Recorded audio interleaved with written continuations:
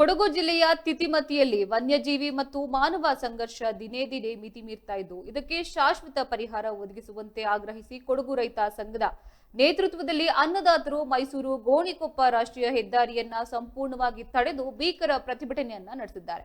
ಹೆದ್ದಾರಿಯಲ್ಲೇ ಕುಳಿತು ಕೇಂದ್ರ ಹಾಗೂ ರಾಜ್ಯ ಸರ್ಕಾರಗಳ ವಿರುದ್ಧ ಜನಾಕ್ರೋಶದ ರಣಕಹಳೆಯನ್ನ ಊದಿದ ರೈತರ ಪ್ರತಿಭಟನಾ ಸ್ಥಳಕ್ಕೆ ಮೈಸೂರು ಕೊಡಗು ಕ್ಷೇತ್ರದ ಸಂಸದರಾದ ಯದುವೀರ್ ಕೃಷ್ಣದತ್ತ ಚಾಮರಾಜ ಒಡೆಯರ್ ಅವರು ಖುದ್ದಾಗಿ ಭೇಟಿಯನ್ನ ನೀಡಿದರು.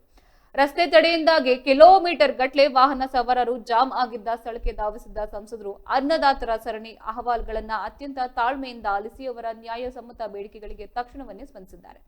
ಇನ್ನು ವೇದಿಕೆಯನ್ನು ಉದ್ದೇಶಿಸಿ ಮಾತನಾಡಿದ ಸಂಸದ ಯದುವೀರ್ ಒಡೆಯರ್, ಕಾಡಾನೆ ಹಾಗೂ ಹುಲಿಗಳ ಹಾವಳಿಯಿಂದಾಗಿ ಕೊಡಗಿನ ರೈತರು ಜೀವ ಕೈಯಲ್ಲಿ ಹಿಡ್ಕೊಂಡು ಬದುಕುವಂತಾಗಿದೆ.